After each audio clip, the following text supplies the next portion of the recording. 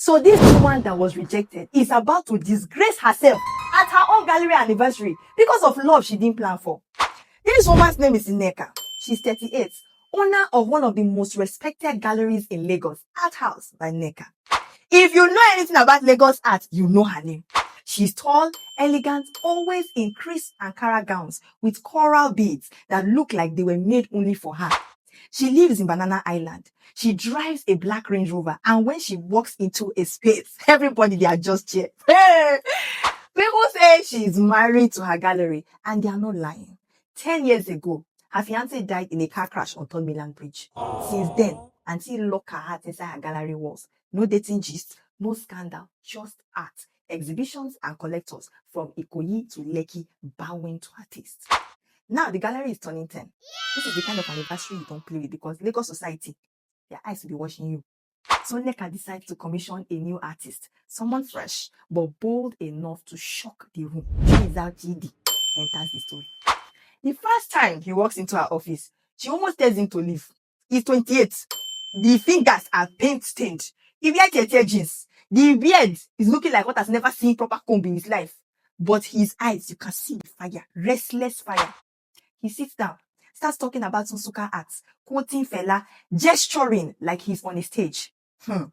She keeps a straight face, thinking, see this small boy with big mouth. But that evening, her phone pings. It's a sketch from Chidi. He drew her. Not as the flawless gallery queen everybody knows, but sitting at her desk, shoulders squared, eyes heavy, looking both powerful and lonely at the same time. She stares at it for long. Her chest is tight. It's like this boy saw straight through her. From that day, their working relationship begins. Chidi keeps sending sketches, each one more daring than the last.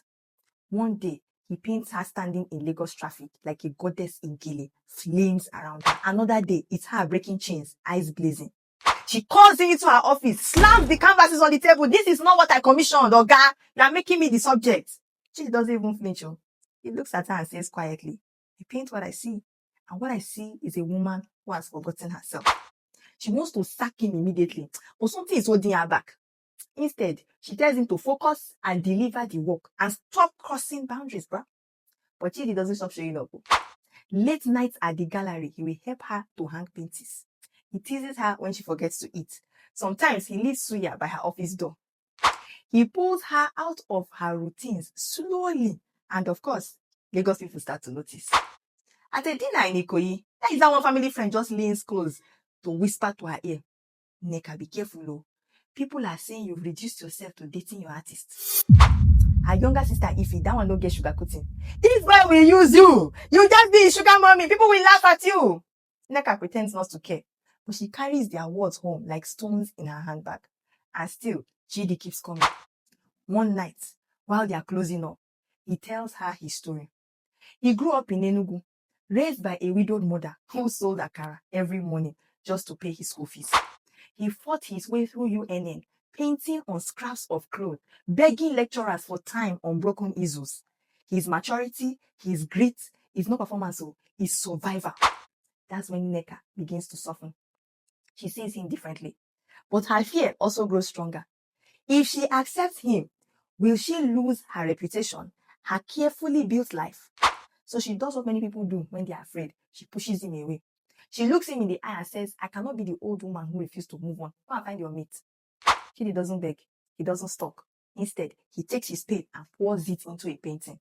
A massive canvas like this, a woman holding a broken heart in one hand and a paintbrush in the other, standing defiantly against a burning Lagos skyline. When the painting debuts at the gallery's 10th anniversary, everybody here scattered. The critics, they lose their mind. One calls it the soul of Lagos on fire. Collectors are scrambling to buy. The crowd claps until their palms are paining them. But Nneka knows the truth. That painting is her. Her brokenness, her silence, her fear. She feels cornered. The gossip is now louder than ever. The loneliness in her apartment is heavier than ever. The boy she pushed away has turned his pain into gold right before her eyes, and she must decide. Keep living in her curated safety or step into messy, unpredictable love. Then comes the exhibition's closing night. The gallery is packed with Lagos elite. Champagne glasses are clinking. One art critic, grey beard, thick glasses, stands in front of Chidi's painting and says loudly, "Brilliant work, but too emotional, almost childish." Eh? The room goes quiet, waiting for Nneka's reaction. And for the first time, she doesn't hide. She lifts her chin and says, "If this is childish, then Lagos needs more children, because this is truth." Gas, whispers. Some people just clap nervously. Everybody, they look themselves. But Nneka knows what she just did. She defended him publicly. Not as a gallery owner defending an artist, but as a woman choosing not to be ashamed. The next day, she calls Chidi to her Banana Island home. She opens a room she hasn't opened in 10 years, her private studio. Dusty canvases, half-finished sketches, dried paint tubes. She tells him, "This was where I stopped painting. Maybe it's time I start again." Chidi doesn't say anything. He just sits in the corner, sketching her as she picks up a brush again. Outside, Lagos gossip doesn't stop. At dinners, people still whisper.